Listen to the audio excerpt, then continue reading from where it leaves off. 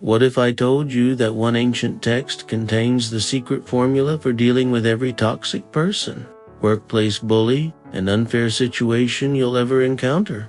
Imagine having access to a 3,000-year-old psychological masterpiece that modern scientists are just beginning to understand. This isn't just another religious text, it's a revolutionary guide to mental resilience that predates every self-help book by millennia. Today, we're diving into Psalm 37, where King David reveals timeless wisdom that feels like it was written specifically for our modern struggles with anxiety, comparison, and social media jealousy. Have you ever watched someone who seems to get ahead through dishonest means while you're working hard and playing by the rules? David starts with something that might surprise you. Don't worry about the wicked or envy those who do wrong. Notice the word choice here. He doesn't say ignore or avoid them. He specifically says don't worry about them and don't envy them. These are emotional responses, not actions. The verb envy comes from an ancient root meaning to become heated, literally getting fired up with jealousy. David understood that our emotional reactions to unfairness can be more damaging to us than the unfairness itself.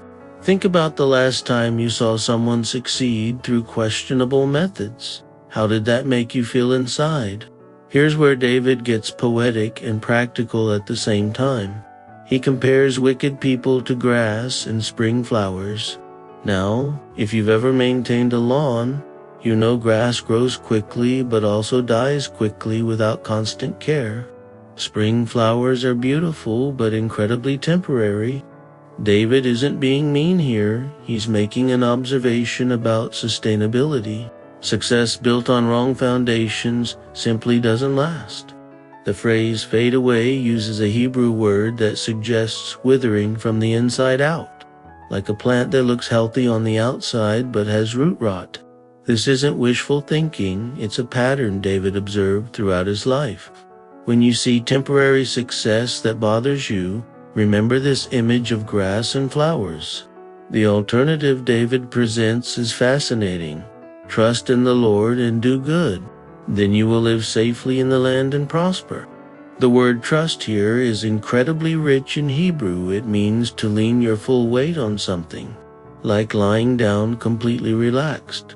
It's not just believing something intellectually. It's actually depending on it.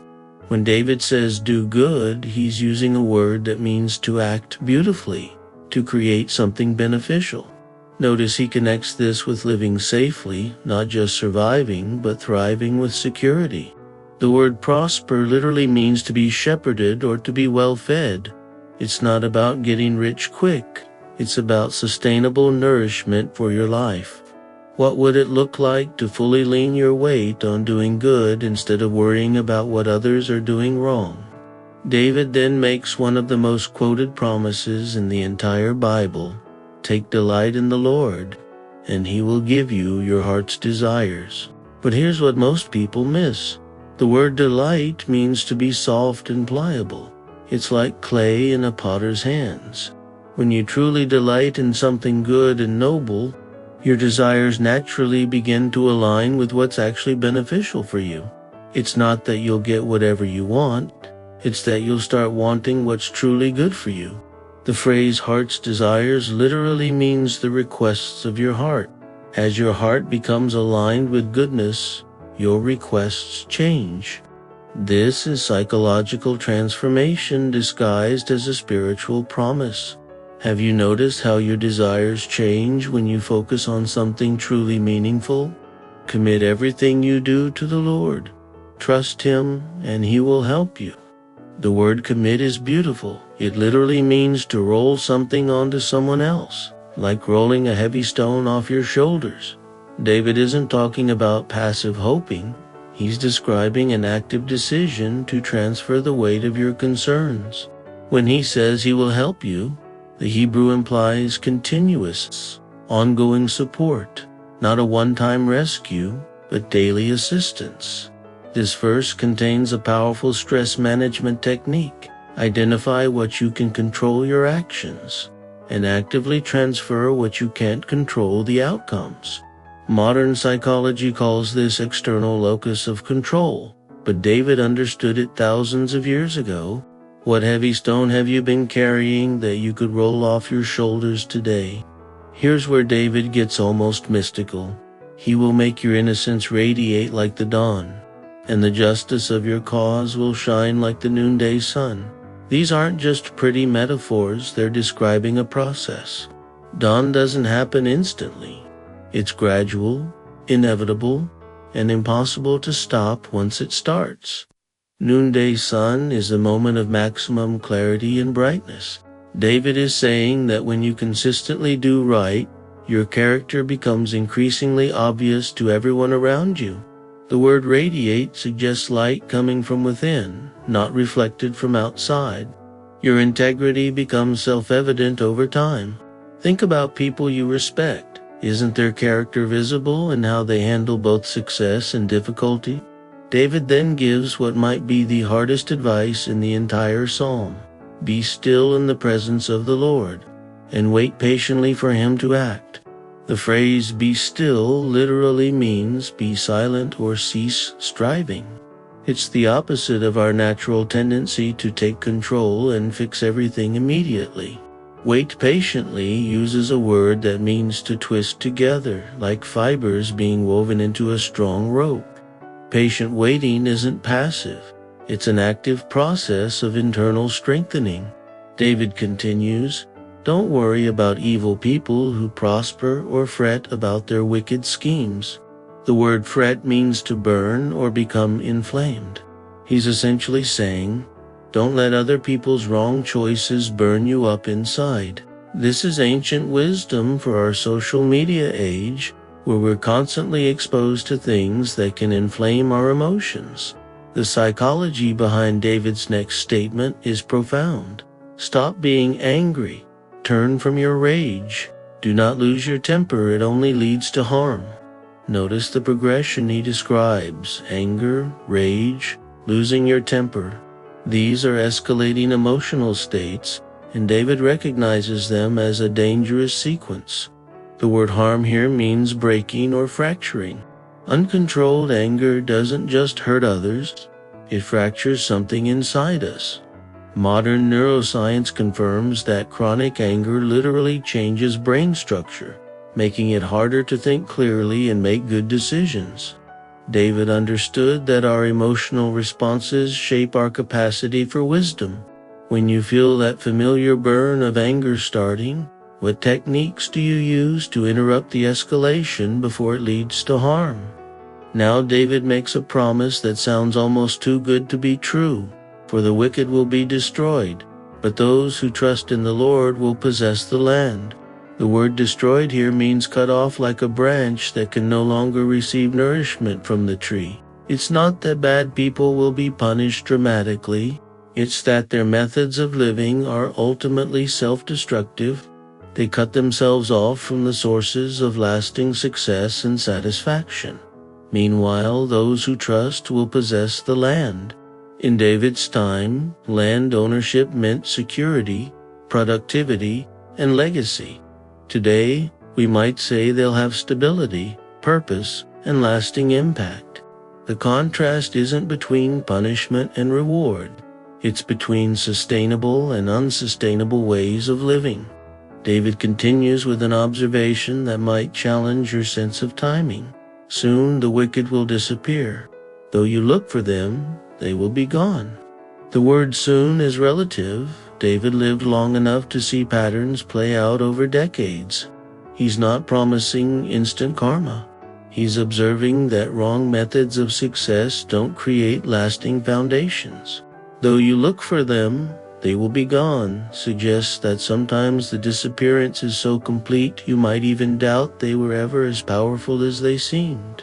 Think about bullies from your school days, or companies that cut corners to get ahead quickly. How many of them maintained their positions over the long term? David's observation isn't about divine intervention. It's about the natural consequences of building on weak foundations. The flip side is equally important. The The lowly will possess the land and will live in peace and prosperity. The word lowly doesn't mean weak or poor. It means humble or modest. These are people who don't need to dominate others to feel secure. Peace here means completeness or wholeness, and prosperity means abundance that comes from good management rather than exploitation. David is describing a sustainable model of success based on character rather than manipulation. Modern business research consistently shows that companies with strong ethical foundations outperform those focused only on short-term profits. The principles David observed in ancient times still apply in boardrooms today. David then gives us insight into the psychology of wickedness. The wicked plot against the godly. They snarl at them in defiance. The word plot suggests careful planning and scheming. Snarl is the same word used for a dog baring its teeth. David understands that some people's hostility toward goodness is almost instinctual. They feel threatened by integrity because it highlights their own choices. But here's David's perspective. The Lord just laughs, for he sees their day of judgment coming. This isn't cruel mockery. It's the laughter of someone who sees the bigger picture. Imagine watching a child throw a tantrum because they can't stay up past bedtime. You're not laughing at their pain. You're recognizing the futility of their resistance to what's ultimately good for them. The next verses paint a vivid picture. The wicked draw their swords and string their bows to kill the poor and the oppressed, to slaughter those who do right. But their swords will stab their own hearts, and their bows will be broken.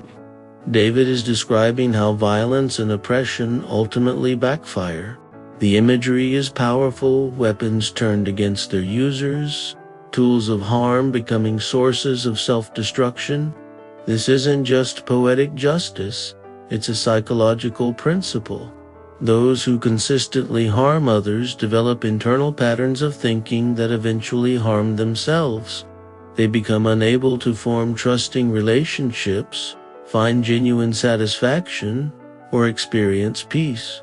What starts as external aggression becomes internal destruction.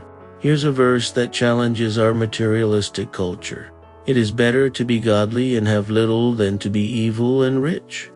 David isn't romanticizing poverty. He's making a calculation about life's satisfaction. The word better implies comparing to complete life experiences, not just bank account balances. Research in positive psychology consistently shows that beyond meeting basic needs, additional wealth has diminishing returns on happiness, while character and relationships have compounding returns. Godly here means aligned with goodness and truth. David is essentially saying that a life aligned with good principles, even with modest resources, provides more genuine satisfaction than wealth obtained through harmful means. When you evaluate success, what factors do you include beyond financial measures? David then contrasts two different types of strength. For the strength of the wicked will be shattered, but the Lord takes care of the godly. The strength of the wicked refers to their apparent power and influence, the intimidation factor they use to get their way. Shattered suggests something brittle that breaks under pressure. In contrast, being taken care of implies ongoing support and protection. It's the difference between forced compliance and genuine care. Think about leaders you've known. Which ones had lasting influence? Those who ruled through fear or those who led through genuine care for others? David observed that authentic strength comes from being supported, not from forcing others to comply. The next section contains some of David's most personal observations. Day by day, the Lord takes care of the innocent, and they will receive an inheritance that lasts forever. The phrase day by day emphasizes the consistent, ongoing nature of this care. It's not dramatic intervention. It's reliable daily support. Innocent here means blameless or having integrity. The inheritance that lasts forever isn't just about eternal rewards. It's about creating something that outlasts your own life. People of integrity build legacies that benefit others long after they're gone. Their influence, relationships, and contributions continue to bear fruit across generations. What kind of lasting inheritance are your daily choices creating? David continues with a promise about resilience. They will not be disgraced in hard times. Even in famine, they will have more than enough. This isn't a guarantee of easy living. It's a promise about dignity and resourcefulness during difficulties. Disgraced means publicly shamed or humiliated. People who live with integrity can face hard times without compromising their values or their Even in famine, they will have more than enough suggests that good character creates resourcefulness. Honest people build networks of genuine relationships, develop useful skills, and maintain reputations that open doors even during difficult circumstances. They find ways to thrive because others trust and want to help them. The contrast David draws next is stark, but the wicked will die. The Lord's enemies are like flowers in a field, they will disappear like smoke. David returns to natural metaphors, flowers that bloom briefly and smoke that dissipates. He's not being vindictive. He's describing the temporary nature of success built on wrong principles. Die here doesn't just mean physical death. It means becoming ineffective, losing influence, being forgotten. Think about scandals that dominated news cycles but are now barely remembered.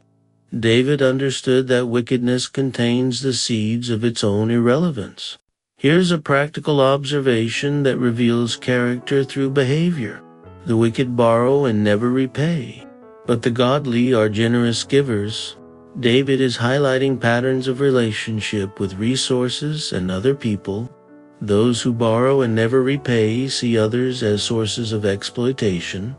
They take without giving back. Generous givers see abundance as something to be shared. This creates completely different social networks and reputations. Which pattern builds sustainable relationships and long-term success? David understood that how you handle small obligations reveals how you'll handle larger responsibilities. David then makes another profound statement about divine involvement. Those the Lord blesses will possess the land, but those he curses will die. In Hebrew culture, blessing wasn't arbitrary favoritism. It was recognition and amplification of good character. Similarly, being cursed meant being cut off from sources of life and growth. David is observing that character has natural consequences. Good character attracts opportunities, relationships, and resources. Poor character eventually repels them. This isn't supernatural intervention. It's the natural result of how character affects our interactions with the world around us. The guidance continues with a beautiful promise about divine direction. The Lord directs the steps of the godly. He delights in every detail of their lives. The word directs literally means establishes or makes firm.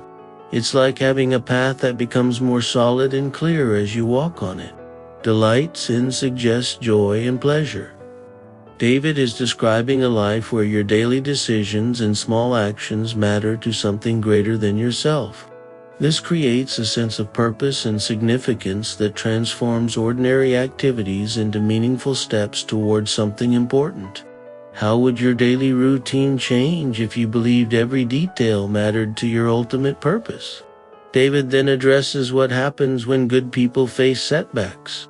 Though they stumble, they will never fall, for the Lord holds them by the hand. Stumble acknowledges that everyone makes mistakes and faces obstacles. But there is a crucial difference between stumbling and falling completely. Never fall doesn't mean never experiencing difficulty. It means never being completely overcome by it.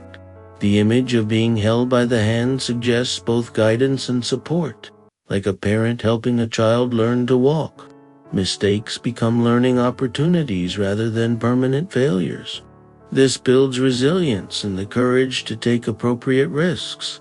When you've stumbled in the past, what helped you get back up? In one of the most quoted verses of this psalm, David shares a lifetime observation. Once I was young, and now I am old. Yet I have never seen the godly abandoned or their children begging for bread. This is David speaking from decades of experience, having observed countless lives play out over time. He's not making a universal promise that good people never face hardship. He's noting that people of character seem to find resources and support even in difficult circumstances. Abandoned means completely forsaken, left without help. Begging for bread represents desperate poverty. David observed that integrity creates resilience and networks of support that prevent complete destitution. The pattern continues in the next verse. The godly always give generous loans to others, and their children are a blessing. David connects generosity with legacy. People who give generous loans create cycles of blessing. The word blessing, when applied to children, doesn't just mean they're well behaved, it means they become sources of good in the world. Character is transmitted across generations, creating ongoing positive impact.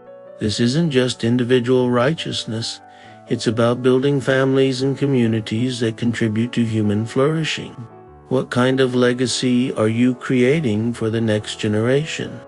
David then gives one of his most practical pieces of advice. Turn from evil and do good, and you will live in the land forever. This is active choice language, turn from and do. It's not just avoiding bad things, it's actively pursuing good things. Live in the land forever represents stability, security, and lasting impact. In a nomadic culture, having permanent residence was the ultimate security. David is promising that good choices create lasting foundations for life. The word forever suggests impact that outlasts your lifetime. Every choice to turn from harm and actively do good builds something permanent in the world. The reason for this promise is profound. For the Lord loves justice, and he will never abandon the godly. He will keep them safe forever, but the children of the wicked will die. David connects divine love with justice, not arbitrary favoritism, but deep commitment to fairness and righteousness. Never abandon repeats the theme of reliable support. Keep them safe forever doesn't mean protection from all difficulty, but preservation through all difficulty. The contrast with the children of the wicked will die suggests that harmful patterns eventually end. They don't successfully perpetuate themselves across generations. Justice isn't just about punishment.